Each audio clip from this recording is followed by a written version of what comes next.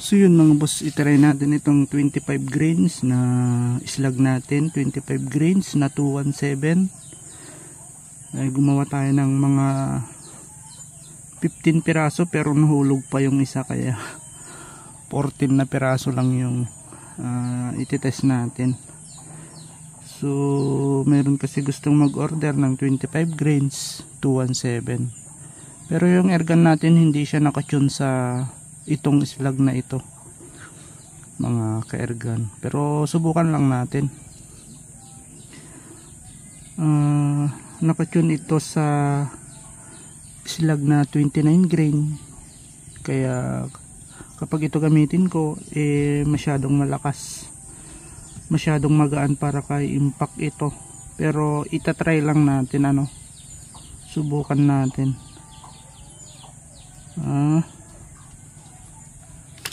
Ang grouping, so yun, subukan natin dito sa malaking plates. Magalaw yung mesa kasi natin mga boss, umaalog-alog. Oras na yata para gumawa ng bagong mesa.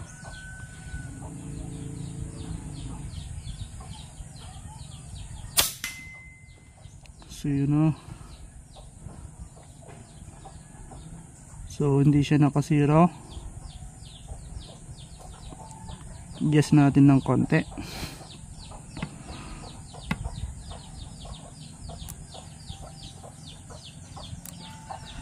Yun. So itry natin dito. Sana nakuha natin yung zero nya. Dito natin. So dito tayo gumawa ng grouping.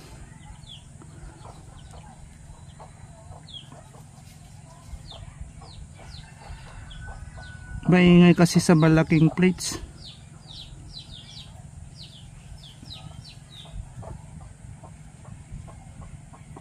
Hindi po nakakasa.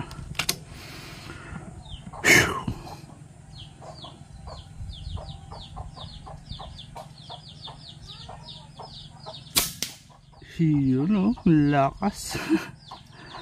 So nakuha naman natin kaagad yung zero nya. Lakas umiikot pa yung target natin. Napakakapal po nyan, mabigat yan. Pero pag sa pellet yan, di yan iikot.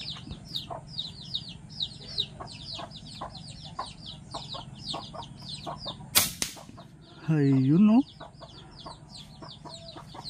ayun same hole siya mga kaka-airgun. 2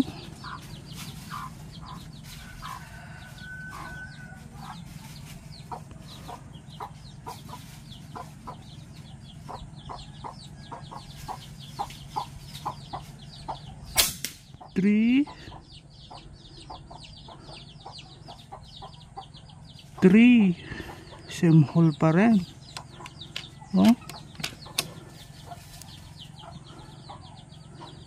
3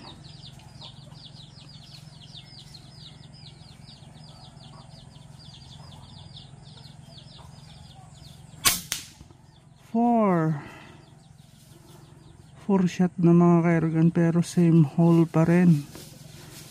Yun kita naman sa video sa target. 4 shot.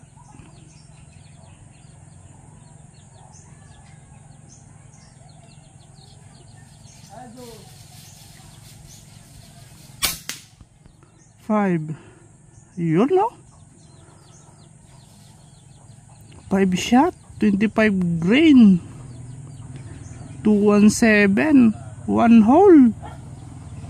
Yun sana kita mabuti sa video. Isusum ko tong cellphone. Yan isang butas lang mga ka-airgun. Alapitan natin.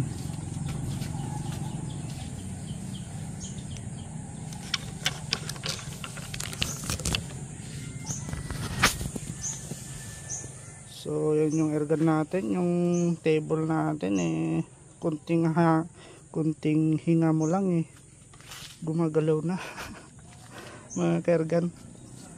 So pasok muna natin yung ergan natin dito, baka mahulog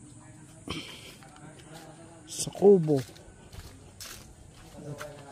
Lalapitan natin yung target. Yan yung ergan natin. So lapitan natin yung target, yung pampapogi ko. Hirap pag tumatanda na, mga kaergan.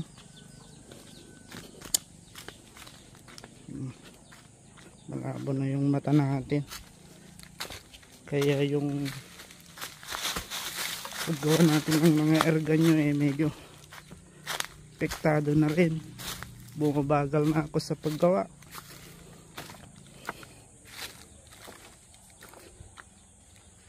Kasi hindi na ako makagalaw kapag wala na tayong glasses. Ayun ugsa.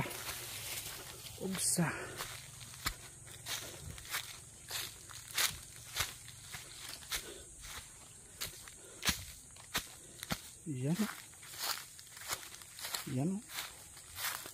Ayos na ayos. Kitang kita naman sa video, mga kaergan. Yan. One hole siya, mga kaergan. So doon tayo galing sa dati. Yan mabigat po ito, mga kaergan. Mabigat kasi makapal yan pero kaya niyang paikutin, mga kaergan. Sim ito, makapal din yan, kaya maingay kapag pinuputukan. So ayos, happy na ako sa resulta ng 25 grain na 217. So di naman ibig sabihin na kapag yung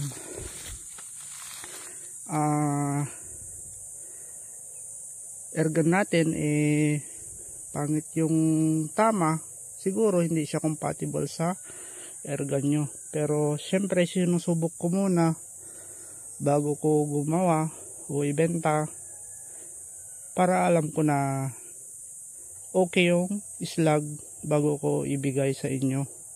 Kung pangit sa ergan nyo, ibig sabihin nun hindi compatible yung barrel o tune ng ergan nyo sa slag ko. So yun lang, mga kaergan. Yung akin naman hindi ko pa yan tinutono sa 25 grain. Nakatune po yan sa 29 grain. Pero okay naman yung performance.